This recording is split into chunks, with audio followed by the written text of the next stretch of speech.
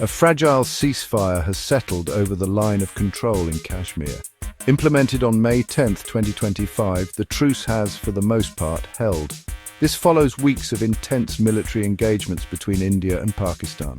The recent escalation was triggered by a terrorist attack in Indian-controlled Kashmir on April 26, 2025. While both sides initially traded accusations of ceasefire violations, the situation appears to have stabilized, at least for now.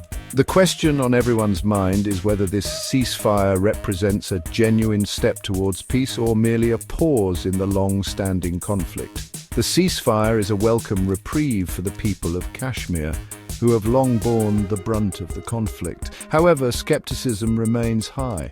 Previous ceasefires have crumbled in the past, leaving behind a legacy of broken promises and renewed hostilities. The international community has welcomed the truce, but there is a clear understanding that a lasting solution requires addressing the root causes of the conflict. The coming days and weeks will be crucial in determining whether this ceasefire can be transformed into a sustainable peace. The recent escalation began with a deadly terrorist attack on tourists in Indian-administered Kashmir on April 26, 2025. India blamed Pakistan-based militants for the attack and launched Operation Sindoor. This operation involved airstrikes against what India claimed were terrorist camps located within Pakistan-administered Kashmir. Pakistan denied any involvement in the initial attack but retaliated with airstrikes of its own. The fighting resulted in casualties on both sides, both military and civilian. India claimed to have shot down several Pakistani aircraft and lost 5 of its own military personnel. Pakistan reported losing 35 to 40 personnel and claimed to have downed 5 Indian jets. Civilian casualties were also reported, with 11 dead, including a child, and 56 injured in Pakistan-administered Kashmir due to Indian shelling. In India-administered Kashmir, at least one government official was killed by Pakistani shelling. The human cost of the conflict underscores the urgent need for a peaceful resolution.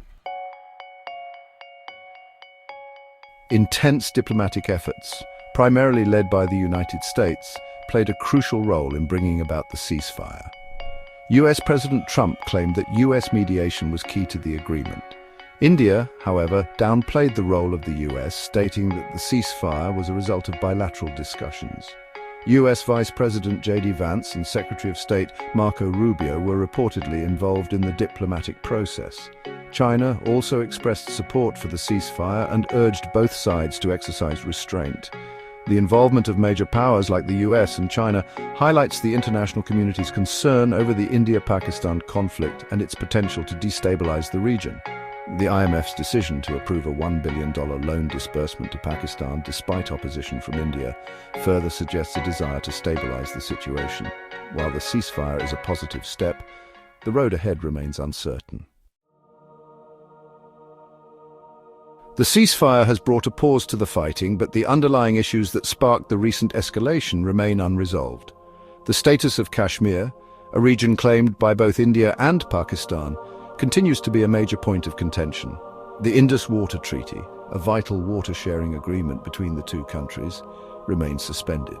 While the US has offered to mediate further discussions, India has so far not committed to talks on these issues. The information war between India and Pakistan also continues unabated. Both sides are engaged in propaganda and misinformation campaigns, seeking to control the narrative and demonize the other. This online battle for hearts and minds has a real-world impact, shaping public opinion and influencing media coverage. The lack of objective reporting and the prevalence of censorship further complicate the situation. The road to peace in Kashmir will be long and arduous. It requires a commitment to dialogue, a willingness to compromise, and a genuine desire for peace from both India and Pakistan.